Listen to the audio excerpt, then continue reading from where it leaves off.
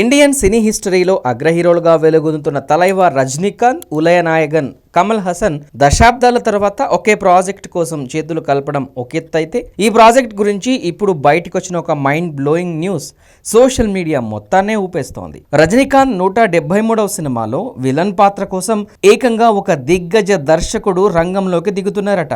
ఇంతకీ అతనెవరు అనే డీటెయిల్స్ లోకి వెళ్తే, తలైవార్ 173 ప్రాజెక్ట్ ను మొదట సీనియర్ దర్శకుడు సుందర్ సి దర్శకత్వం వహిస్తారని వార్తలు వచ్చాయి. కానీ కొన్ని అనివార్య కారణాల వల్ల ఈ గోల్డెన్ ఛాన్స్ ఇప్పుడు యంగ్ డైరెక్టర్ సిబి చక్రవర్తికి దక్కింది. శివకార్తికేయన్ డాన్స్ సినిమాతో బ్లాక్ బాస్టర్ అందుకున్న ఈ యంగ్ డైరెక్టర్ ఇప్పుడు ఏకంగా తలైవార్ను డైరెక్ట్ చేసే అదృష్టం దక్కించుకున్నారు. దీనికి తోడు అనిరుద్ రవిచందర్ మ్యూజిక్ అంచనాలను ఆకాశానికి తీసుకెళ్తోంది. ఇక అసలు విషయానికి వస్తే, ఇదే మూవీలో ప్రతినాయకుడి పాత్ర కోసం విజనరీ సెన్సేషనల్ డైరెక్టర్ శంకర్ ను సంప్రదించారట మూవీ టీం. రజనీకాంత్ కు శివాజీ, రోబో వంటి విజువల్ వండర్స్ ఇచ్చిన శంకరే ఇప్పుడు రజనీని ఢీకొట్టే విలన్ గా కనిపిస్తారనే వార్త అభిమానులకు పూనకాలు తెప్పిస్తోంది. సిబి చక్రవర్తి చెప్పిన కథ, ఆ పాత్రలోని వైవిధ్యం నచ్చడంతో శంకర్ కూడా నటనకు అంటే విలన్ రోల్ చేయడానికి గ్రీన్ సిగ్నల్ ఇచ్చినట్టు తెలుస్తోంది. దీనికి తోడు నిర్మాత కమల్ హాసన్ కూడా ఒక పవర్ఫుల్ క్యామియో పాత్రలో మెరిసే ఛాన్స్ ఉంది ఈ సినిమాలో. అసలు శంకర్ అంటే కేవలం ఒక దర్శకుడు మాత్రమే కాదు,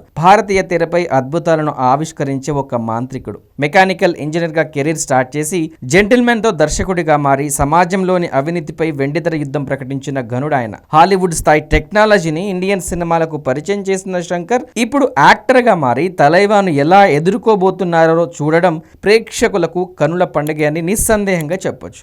ప్రజెంట్ రజనీకాంత్ జైలర్ 2 మూవీతో బిజీగా ఉన్నారు. ఇది పూర్తి కాగానే ఈ భారీ యాక్షన్ ఎంటర్టైనర్ పట్టాలెక్కనుంది. ఈ చిత్రాన్ని 2027 సంక్రాంతి కానుకగా విడుదల చేసేందుకు మేకర్స్ ప్లాన్ చేస్తున్నారు. మొత్తం మీద శంకర్ విలన్ గా, కమల్ హాసన్ నిర్మాణంలో రాబోతున్న ఈ సినిమా బాక్స్ ఆఫీస్ వద్ద సరికొత్త రికార్డులను సృష్టించడం ఖాయం.